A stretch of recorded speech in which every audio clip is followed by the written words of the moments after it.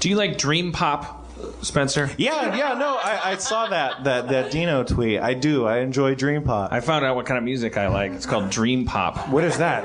It's kind of a synthy aesthetic, typically melancholy emotionally, but kind of has more tone than melody sometimes. I would say Mazzy Star would be like a dream pop playlist item.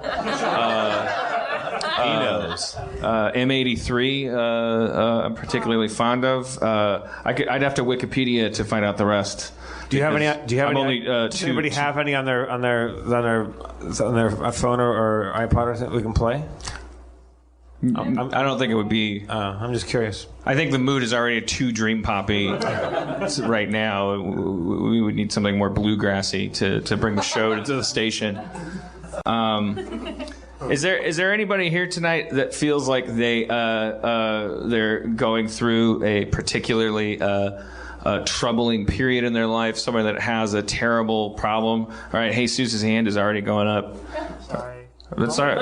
It's all right, Jesus. Can you come up here and talk about it a little bit? Jesus.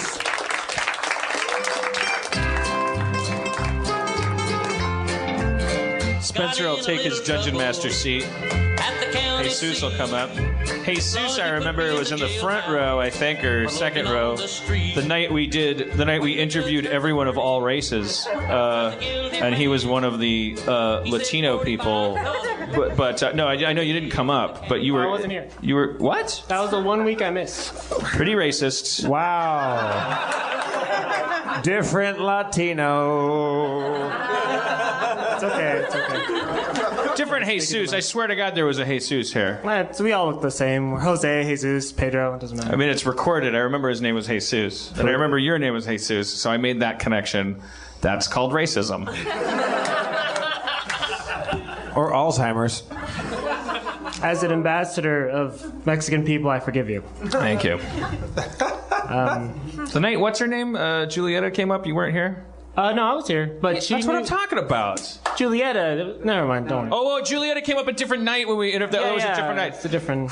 I'm off the hook. I'm not racist. Yeah. Like I'm just, I have Alzheimer's. See, you experience it, but I like catalog it sort of in my mind. Oh, that's episode 4. That's episode 14. So that's why, All right. So what's the problem? It's one of those things I feel are kind of like things I'm not allowed to complain about. Mm-hmm. I have a great job. I get paid brown people problems. Yeah, exactly. Like most people that are like 40-year-olds, Mexicans that are like outside Home Depot waiting for a job. Hopefully they'll like work 12 hours and then maybe get like $30. But I have a steady job. I get paid $10 an hour.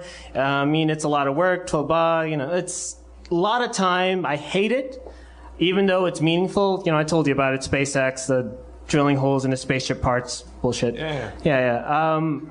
You work on a spaceship. Yes. Yeah, for real. It's no joke. Tell them about it. Oh, it's meaningful. I don't like it. It's a lot of time. I spend a lot of the time listening to your show, and while you're working on a spaceship. Yeah. Like welding an X-wing onto an X-wing fighter, or what is the real image of what you do? Is this the ship that's going to take us to the moon? Yeah, it will. This is you're building the Harmontown ship. Yeah, I probably will if I continue on to this thing. Yeah. But let them know that you're not saying these things because you're schizophrenic. No. You actually have a job at where? I mean, are you allowed SpaceX, to say? you can, I don't know. It's like a private space company, right? I don't want to, talk up because what you say is way more interesting than what I can say. I'll edit it out. You work on a spaceship. That's way more interesting. And this is one of the most boring episodes of Harmontown in recorded history. So No. I mean, like the first episode, it was really like I was immediately hooked. Because it's like, oh, whatever. I'm looking at all these podcasts. There are a lot of good ones. And then the first episode, you're talking about how much it sucked to be fired. And I was like, whoa, like you were really personal and revelatory. Like the first thing I heard from you, and I was impressed. And I slowly it became my favorite thing in the whole world. Well, I'm honored and flattered. But okay, so let's go. So you're feeling dissatisfaction. Well, yeah, I mean, but your everyone, job. raise your hand if you're like in a creative, productive, media artsy kind of thing, like, no? Yeah, and you want that career to progress, right? And it's just everyone. Wait, so what did you? So wait, are you saying you're creative, but you've ended up in a scientific kind of cul-de-sac in your career? Or are you saying? Well, yeah. I mean, I don't because I'm complete. I have no reason for my self-doubt to be really risky. I just read a Tumblr entry that I guess I'll just say you believe your mom didn't love you, and No. Yeah. I make that joke for. Well, I mean, I think my parents are a little reptilian. Reptilian? Like, kind of like, you know, I don't. I mean, they say they love me all the time. I just don't really. I'm not really. I don't really feel that. It's probably my fault. Maybe I'm the reptile. I've also diagnosed myself with Asperger's and bipolarism and anything that comes down the pike. Like, so it could be broken inside me. But anyways, sorry, I didn't mean to. No, but you're so you. It's your show. Did you bring that up because you feel like your mom didn't love you? No, not at all. I feel like I have no excuse to have all this self-doubt. Oh God, I don't either. Are you kidding? No, I grew up in a fucking beautiful little neighborhood in a lower middle class suburb of Milwaukee, and we played kick the can and partook of the nectar of the pear trees. I don't know much about wildlife. My point is, I took advantage of it. I took it for granted. We threw rocks at cars and it ran away. We caused trouble for the fuck of it because we lived in Eden. You know, we like tied ropes across the street to try to cause accidents, and people would get out of their cars and go, "What the fuck are you doing?" And we'd go, like run away, because that's what juveniles are doing. Like they're trying. Like there's not enough pain in their life. I was looking at photos today on Reddit of what's going on in Syria. It's just blowing my mind. Like what was particularly blowing my mind is that I was looking at pictures of it, and it was functioning as entertainment. I wasn't. We use that word to usually mean like, haha, this is so fun, but you can also be being entertained by like, holy shit, that's crazy. Like, which is what I was doing, looking at these pictures of like people's feet getting like, you know, all fucked up, and like just like everyone pointing guns out of holes in cement walls at each other. I can't tell who the good guys, the bad guys are, or who they think who's fighting who. Like those guys are not like, you know, they get to complain all they want, but they don't have time. They're not doing it. They're like, where's my gun? Where's my bullets? Where's Fred? Oh, he's dead. Okay, where's Steve then? You know, and they move on. They're self-actualized, but we don't want. That's not the solution. We don't want to live that life. So, you know, yeah, the people who get to sit around and whine and have first world problems, like, yeah. Well, that's most of North America. Yeah, like it's the whole first world, you might say. But we also, you know, I mean, there's guilt that comes with that, but the guilt doesn't really get you a lot of places, except for, I think it's Harmontown. To gets you to Harmontown. Anyways, that was all to say, like, whatever. You don't have to. You've done enough. Kind of, what do you call it? Disclaiming of whatever your complaints are. So imagine that everyone forgives you. Imagine that that no one's gonna be muttering into their coffee cup. Okay. Then that guy got up and he should be grateful, but he's not. Blah blah blah. Like, what's your pettiest complaint? I told you my gardener's doing something wrong. I have chapped lips. It's ruined my day. Like, what do you wish it was true that isn't? Or it's all the time I'm spending drilling holes into stuff that I could be in a room with funny, awesome people making things, and I wish that was my job. I wish I could just get drunk and high and make things. Like, I remember seeing an interview when you were talking about this embryo farm of like all these ideas, and people would just add to it, and I was so excited. And you know, I have a Twitter account called Embryo Farm, but I don't do anything on it. I just anyway, point is, it's that I want that to be my job really soon. When you were talking about Channel 101, and I started looking at all the Channel 101 things, and oh shit, it's just the jealousy of other people that in high school. I thought that my dream was a little too grandiose, and I'm like, no, I'm not going to be a great actor, blah, blah. But then, like, a dozen or so of my friends in the same class focused and struggled, and they succeeded. They're doing what they love. They're traveling around the world doing this stuff, and They're creatives. they're creatives. Actors, they're writers. creatives, whatever. actors, writers, blah blah blah.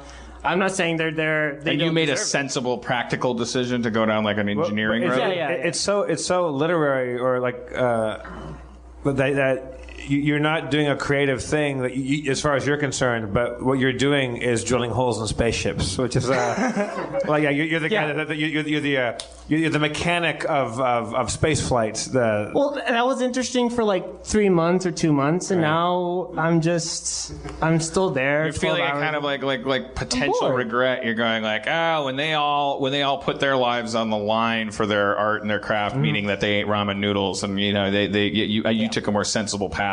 So now your reward is you're drilling these holes, and you're thinking about Tony, who may or may not be fucking Natalie Portman or whatever it is that he's doing, whatever the fantasy is. Oh, he's fucking. Or just having a good time. I don't mean to make it sound shallow, the fantasy. I mean, because she's deep. So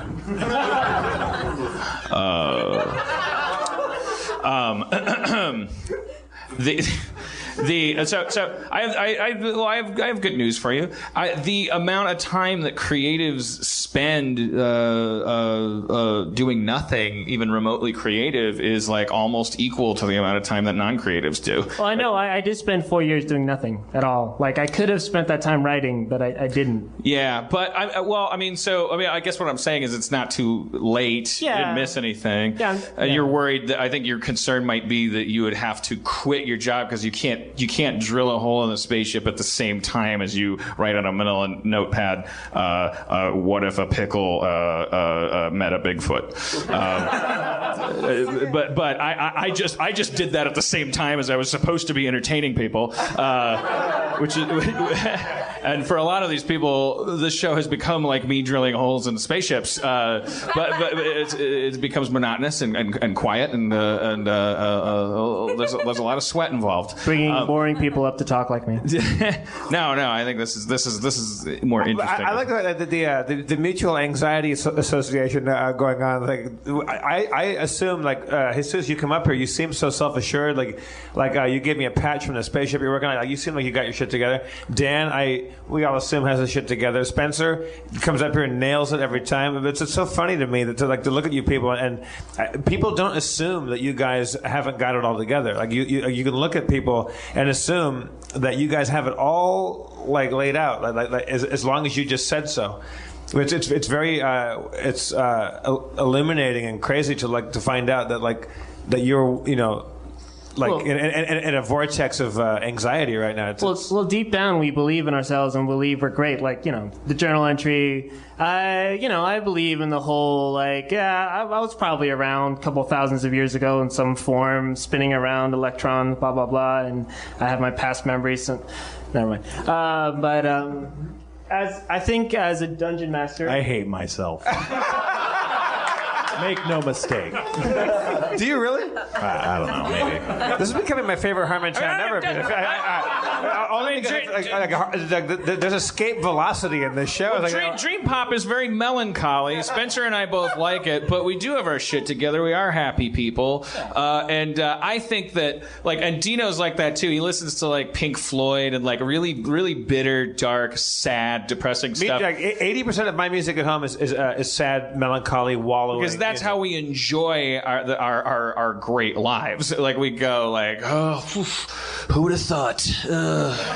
Yippee-ki-yay! The struggle. Everything, and I think that's the feeling that people who are happy have, kind of, because happy has to be in quotes, and so does sad. Because we've all met people who kind of enjoy being miserable. It's hard to put we all have friends, or hopefully not a lot of us have them as friends, but they're in your circle of friends. Or you just kind of say about them, he's getting off on it. He likes his ennui. He keeps saying that but that's his thing. That's how he's happy. And I don't think that's you. I think the good news for you is you're actually on the precipice of making yourself happy, because what's the first thing that's going to happen before you make yourself happy? It's not going to be you being happy. It's going to be you not being happy. Otherwise, the next thing wouldn't make any sense. So you're drilling holes in spaceships. You're raising your hand when someone says who feels calls this way or that way. Well, that's easy. You're answering calls. It's that. It's supposed to, well, it's easy. It's fucking like, yeah. So is jumping off a cliff, kind of.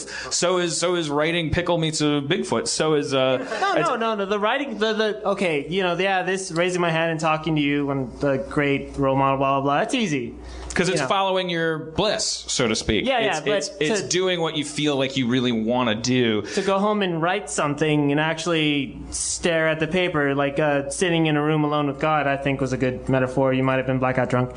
A jail cell. Jail cell. Sorry. But because God rapes you when you write. If you're really good at it, it's like it's a violent procedure. But don't we all feel like that? Like, I mean.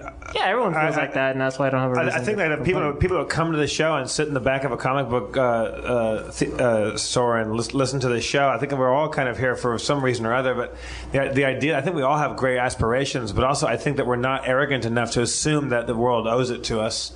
I think there's probably in this room the mind power and the creativity to do something like absolutely stupendous. It's really interesting. Like a town, like a colony. To sort of like form some colony. But like just really like from my vantage point, looking at Dan, Jesus, and Spencer, looking at like the brain power and the sensitivity and the sensibilities. Like it's very like it's moving to me. It's like I'm kind of choking up over here. It's very cool.